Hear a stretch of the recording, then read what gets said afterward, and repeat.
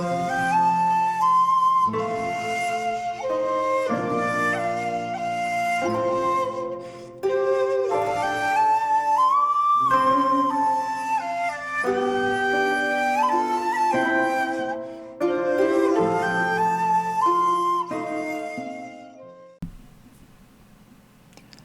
there, this is Solitary Ronin from Solitary Ronin Films, and welcome to another video.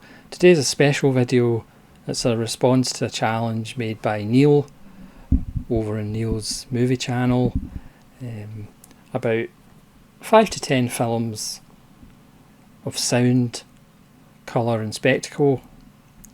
I've done 10 films in each category that kind of pop into your head when you think of the word sound, colour and spectacle.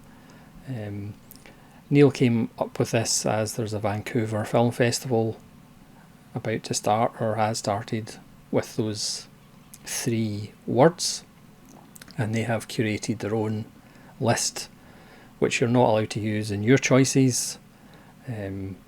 So apologies, Neil, if I've used one of the choices that you brought up from the festival, but I don't think I have.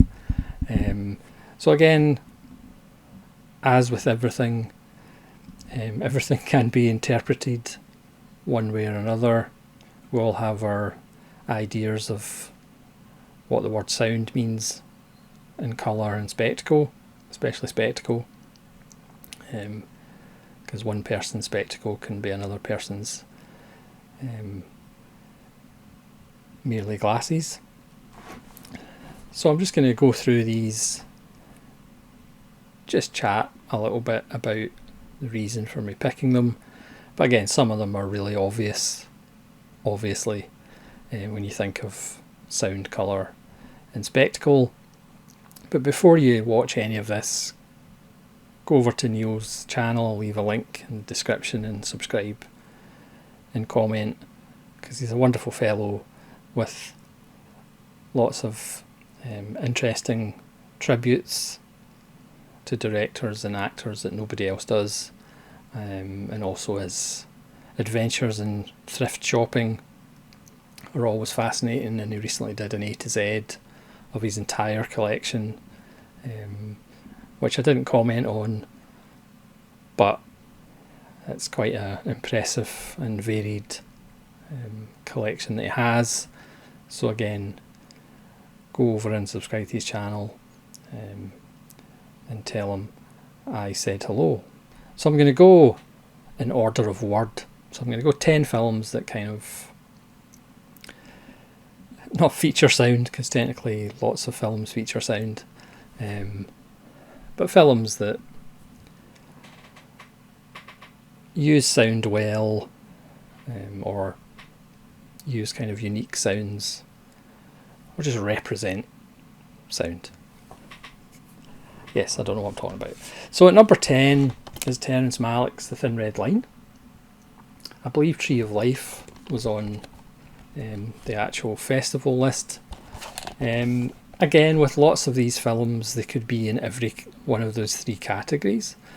But sound is more than just music. It's the rustling of grass.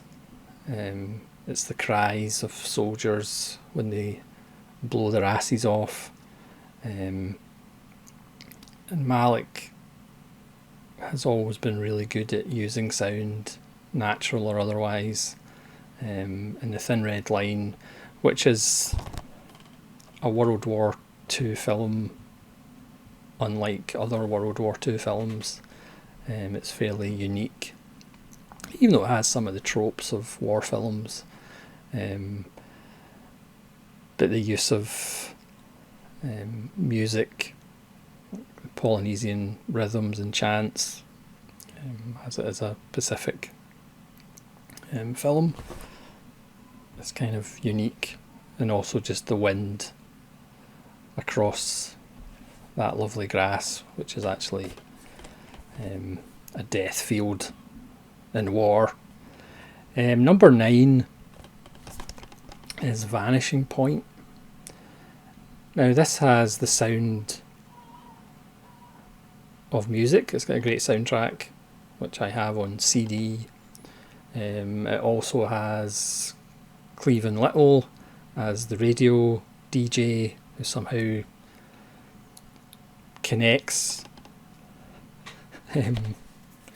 to Barry Newman's Kowalski, even though he doesn't really, but it seems that way. He's got a supernatural connection with him, and the music is being played on his radio station as well in the soundtrack.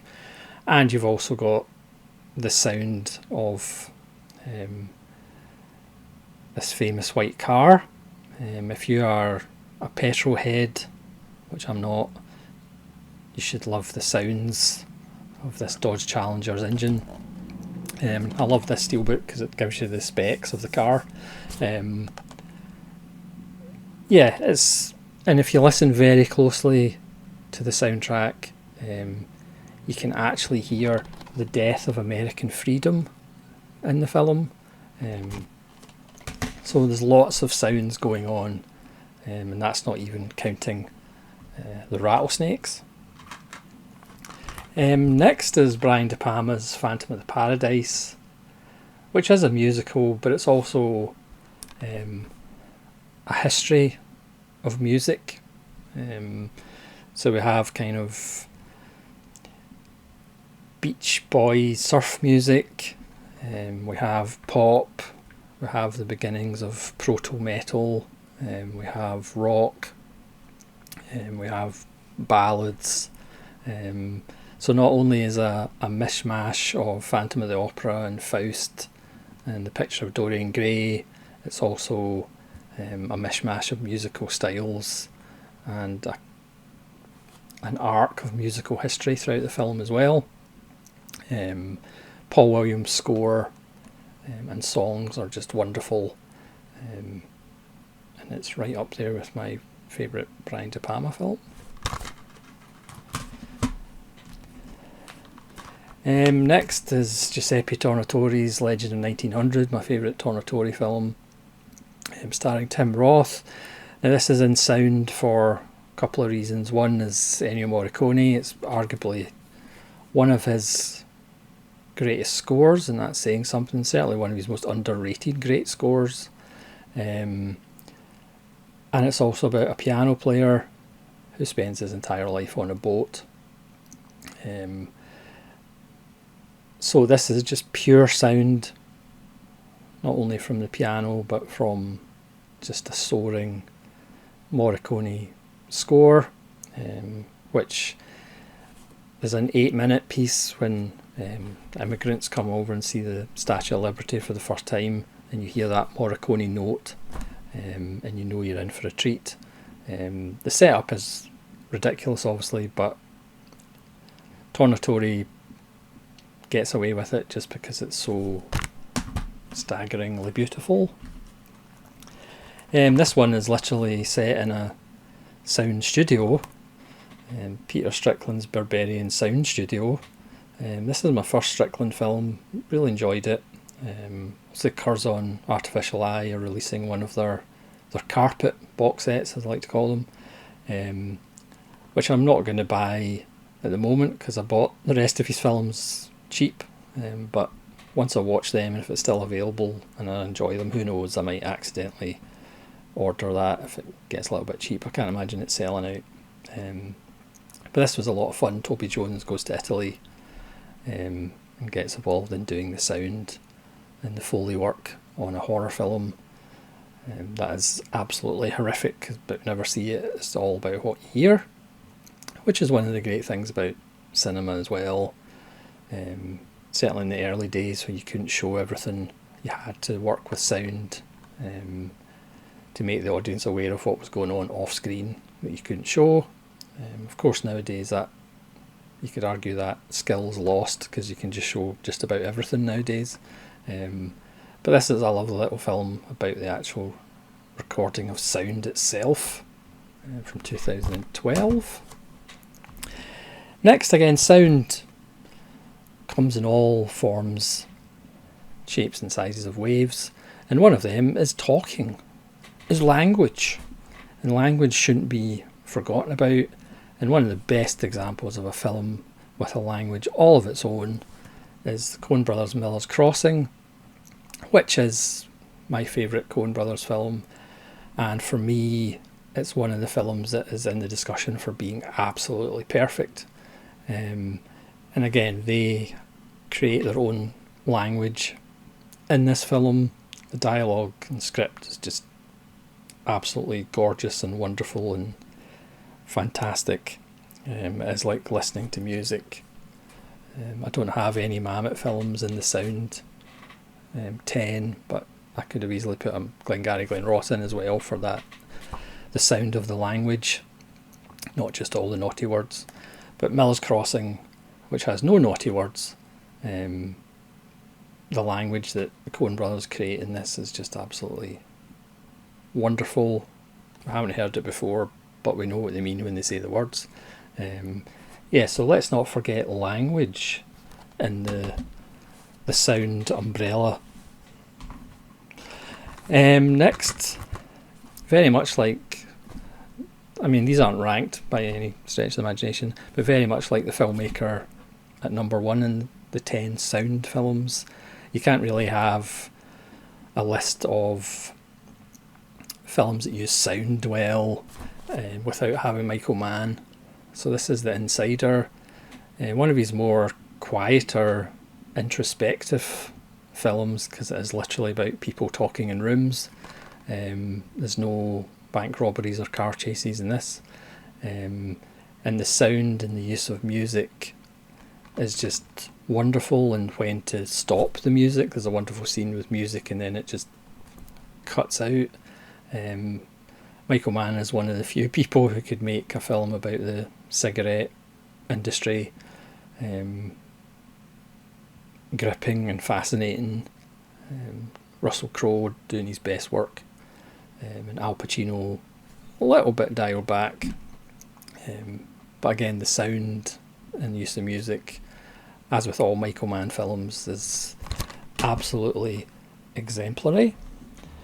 Next is a film that is used to the horrors of what's actually on the screen, and that's Come and See. Klimov's just, the word masterpiece doesn't even do it justice. But if you actually watch the film or sections of the film with your eyes closed, the sound is terrifying as well, from bombs falling to the scene where Floria goes deaf after being caught in a shelling, the sound of swamp, tracer bullets over fields hitting cows, tortured people crying out for help that will never come, the sound of fire, the sound of motorbikes and trucks. Even with your eyes closed, it is a hellish film. So Come and See certainly is just as horrendous with your eyes closed if you're sitting behind the couch, or with your eyes wide open. And obviously another one that features Morricone, and again you can't have a list about sound without having a Sergio Leone film. And again, of course, this film with its famous opening, which doesn't have Morricone on it, it's natural sounds of weather vanes or wind vanes, squeaky floorboards, squeaky doors, buzzing flies, cracking knuckles, and then of course Morricone goes, okay, you've had your natural sounds, let me just do one of the greatest soundtracks of all time. Again, I know Vulgarian Troglodyte, or SGS in brackets, mentioned The Good, the Bad and Ugly, so I didn't want to mention that as well, but I'll do Once Upon a Time in the West, which is the best. Natural sounds that we don't normally hear or focus on, and then Morricone just having another hold my beer moment in his career. But the last one, again, very much like Michael Mann, you can't talk about this filmmaker without talking about sound design. For me, is the greatest filmmaker of all time as far as the use of sound and sound design. It is, of course, David Lynch. I've chosen Lost Highway because the first 45 minutes of Lost Highway might be some of the best stuff Lynch has ever done, and that's saying something.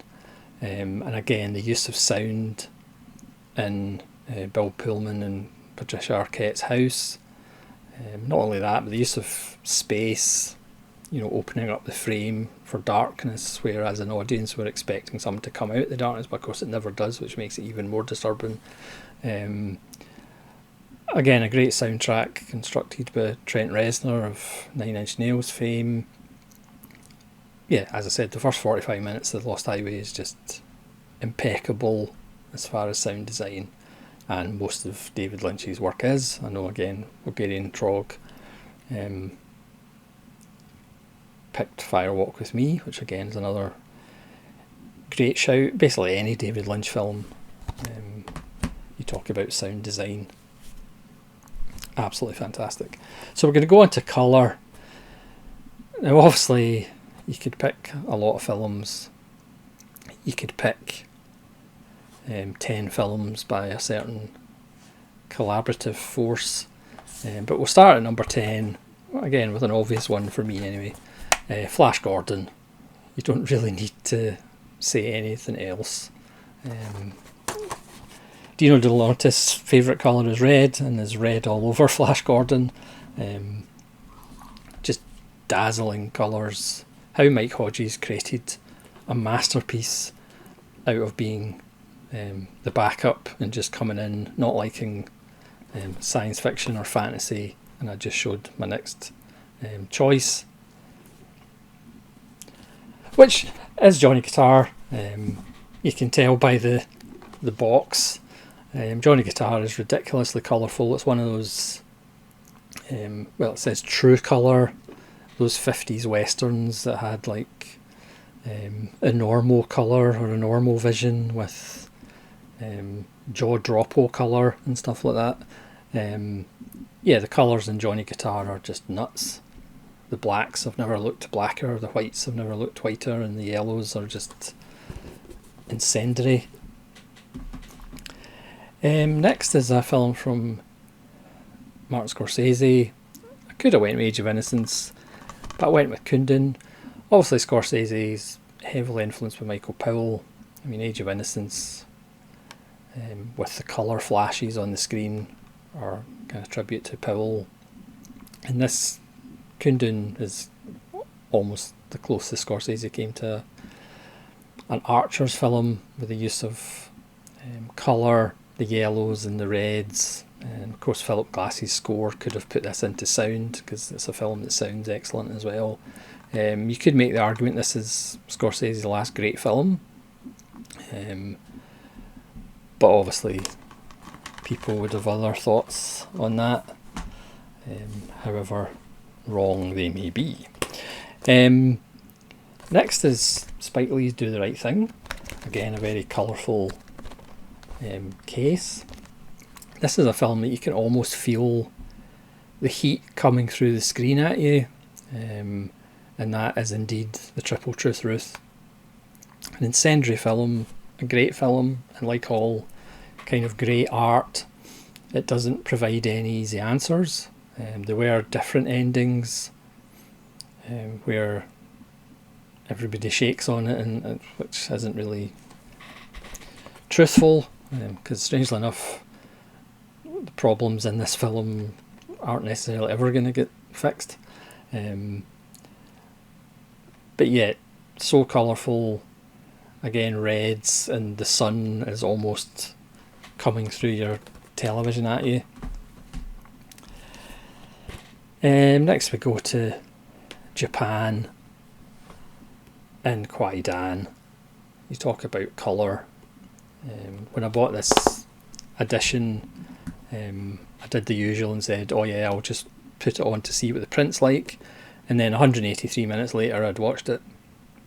As soon as you get Tatsuya Nakadai in the snow, you're just off and running. Just an absolutely beautiful work of art in every sense. Again, you could put this in the spectacle list as well. But Kwai-Dan, just absolutely stunning use of colour. Again, this is another film that could probably go into sound or spectacle. It's Baraka. I prefer this to the follow-up Samsara. Just jaw-dropping, especially if you watch on a biggest screen as possible. It will make you feel like an insignificant worm. Granted, I don't need Baraka to make me feel like that, but it certainly will help. Next, the latest release, the latest release by Deaf Crocodile of Alexander Pushko, the Russian quote Disney. This is Ruslan and Ludmilla, which I did a random review of. And this is Pushko's longest film. It's over 2 hours, and it's just Pushko colour madness. Beautiful fairy tale, and again the production design and the colours, as with all of Pushko's films, is just insane. So I couldn't do a colour list without putting a Pushko film on it. Next, a film that Voltrog picked as well, but I wasn't not going to pick it. It's Kamikaze Girls. I mean, it's one of those films that just absolutely blew me away. The first time I saw it, it's one of the greatest films about friendship. I mean, you can just tell, even from the insert, what the colour is like. One girl's a biker chick, another girl is into 17th century French fashion. And it is an absolutely joyous film. Unfortunately, it's just too short. It could have easily been 10 hours long. It's just absolutely wonderful. And the colours, don't watch it on a black and white television. Do they even make black and white televisions anymore? I don't know. Sure. Now, obviously, as I said before, I could have put like just 10 Michael Powell films in this list. But I've went for Tales of Hoffmann, which again you could put on the sound list, you could put on the spectacle list. Now in its restored glory, it's just an absolute feast for the eyes, ears and soul. Is it perfect? No, it's not perfect, but it's quite an experience. And again, I could not have a colour list without Mr. Powell and Mr. Pressburger. And then the last one, again, these are not ranked in any way, shape or form. This is Mika Ninagawa's Sakuran, which I did a random review of near the start of my channel. This is a film about geishas from 2006, I think. There is a Blu-ray, but it's really expensive from Asia. But hopefully somebody will release a European Blu-ray, because it's absolutely stunning. The colours are just, I mean, that's not a drawing, that's actually from the film. The colours are just absolutely gorgeous. Again, Dino De Laurentiis would have approved. So that's my colour section. Now for spectacle, again, everybody's idea of what a spectacle is different. But I'm going to start it off with Fury Road, which again, watch it on a screen as big as possible. I haven't seen the new one. I will pick that up at some point. But this is, again, I did a video on this about how I watched it the first time and went, yeah, that's okay. But then in subsequent watches, it is just amazing. It's simple, but it's just so effective. Maybe it's biased because 99% of it's practical. Everybody hated everybody making it, so that's probably why it's so good. Yeah, and as a spectacle, it's a group of people going one way and then a group of people coming back the other way. That's it. But it's what a quote an action film should actually be. And then 9, or number 9, is a film that doesn't have a Blu-ray. I think it's the only film on this list that doesn't have a Blu-ray, and I don't understand why. It's Richard Attenborough's Oh, What a Lovely War. I mean, just about every other Richard Attenborough film's got a Blu-ray or a 4K, so I'm not quite sure why Oh, What a Lovely War doesn't. Yeah, World War One musical. It has just a haunting, moving final image that's a spectacle in itself, as it follows this poor family and lots of brothers of the family all being basically killed, all going on a great big adventure to certain death. It's grim, it's horrible, but it is a spectacle. Next up is a Kubrick film. You know, I've been knocked by certain people in the community for only saying it's a 4-star film and not a 5. But it's Barry Lyndon. I don't actually have an individual copy of Barry Lyndon, with Ryan O'Neal. It is a film that is like a living painting. The lighting is absolutely gorgeous. Again, this could be in colour. You can make the argument it could be in sound as well. But I went for spectacle because it is just an absolutely exquisite film and an exquisite experience. And certainly for spectacle, it's right up there with Kubrick's best. Next, I'm just being a little bit contrarian, because I'm going to choose an anti-spectacle film, which is sort of a spectacle. It's Jan Dielman, who in The Last Sight and Sound greatest films of all time is voted the greatest film of all time, which for me it's not. But it's still, you have to vote somebody number one. But it was only after maybe 45 minutes or so that I actually got it. So it's an anti-spectacle film, but it is actually a spectacle in some way, because it is shedding light on housewives and mothers who just do the day-to-day stuff that never gets noticed and never appreciated. And strangely, as the film went on, I thought about my own mother, who wasn't a part-time prostitute. She wasn't a full-time prostitute either. But it's really appreciation. So in some way it is a spectacle, but it's a spectacle of the minutiae. It's not a spectacle on the big scale, it's a spectacle on the small scale. So that's why I threw in Jan Dielman. And next is a spectacle on the bigger scale, Kurosawa's Ran. Again, this could have been in colour, this could have been in the sound section, but I put it in the spectacle. This is the 4K from Studio Canal. Yeah, you don't really need to say much about Ran in the spectacle category. Next, one of the many reasons that I don't make films myself is if I was a filmmaker and I saw some of the films of the next director, I would probably just quit and just go, you know what, there's no point. I would put my clapperboard down and just like walk away. It's Mikhail Kalatazov and it's I Am Cuba. This is the 4K Blu-ray by Criterion. Yeah, what's the point?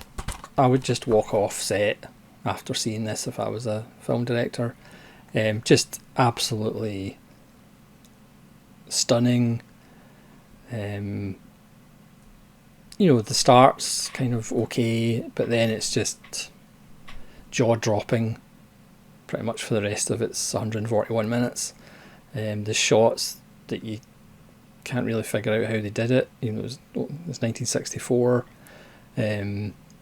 It's just an amazing looking film. The 4K looks gorgeous. The extras are really good on it.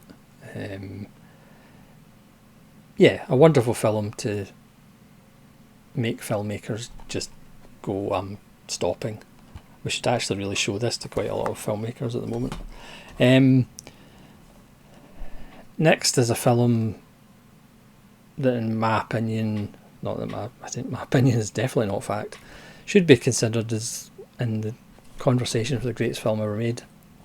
Sergei Bondarchuk's War and Peace, all 422 glorious minutes of it. What's a couple of heart attacks and burning half of Moscow down?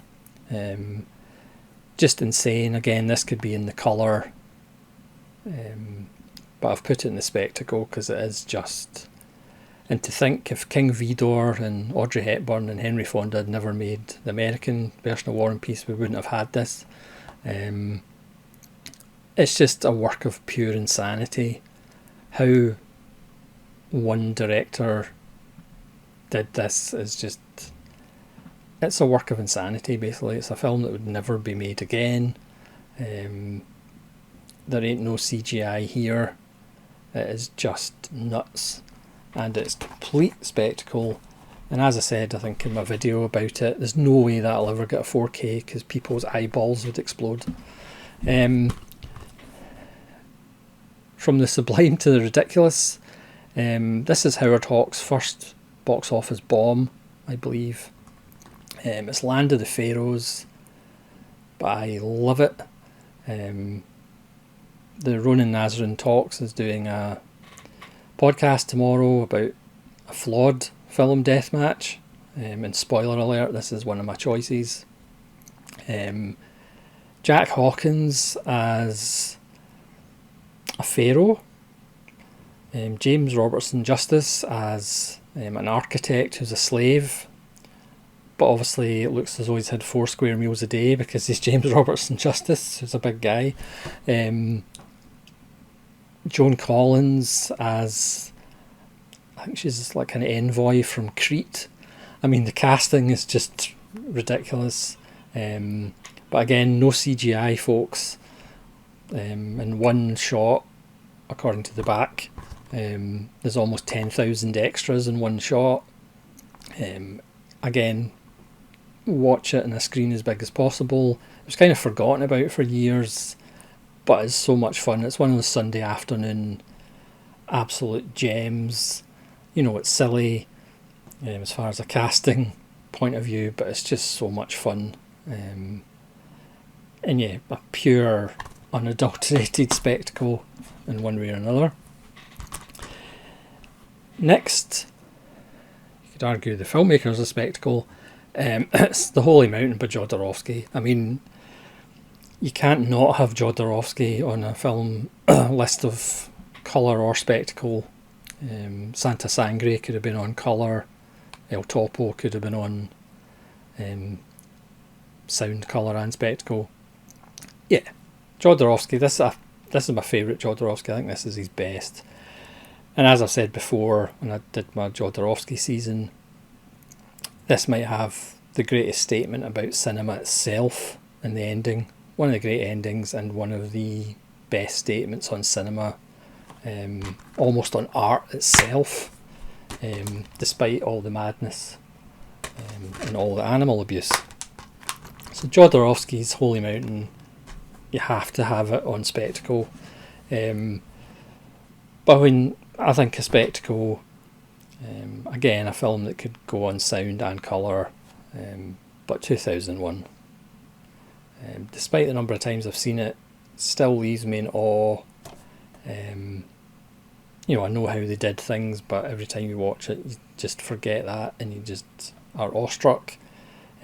Yes, I've said countless times I could do with a little bit less monkey action at the start, but pure spectacle, and you could argue it's never really been beaten. I mean, 1968, and there's never really been a better space film. Not to upset Christopher Nolan fans, but 2001 will always have that sense of spectacle and awe for me, and it's just a ridiculous achievement. So thanks very much for watching. That's my 10 choices for sound, colour and spectacle. Again, thanks very much for Neil for coming up with this challenge. It's always good to get an idea from somebody else. It's more kind of refreshing and reinvigorating, and you always want to do it properly because it's for somebody else. Because really in the YouTube community we are all each other, which is a kind of disturbing thought. So thanks very much for watching again. Please leave your picks for sound, colour and spectacle, and if you have a channel, please do a response video for Neil. And again, more importantly, go over, visit Neil's channel, see what you think, and if you feel like it, I would highly recommend subscribing to him and saying hello. So thanks very much for watching. This is Solitary Ronin from Solitary Ronin Films, saying farewell.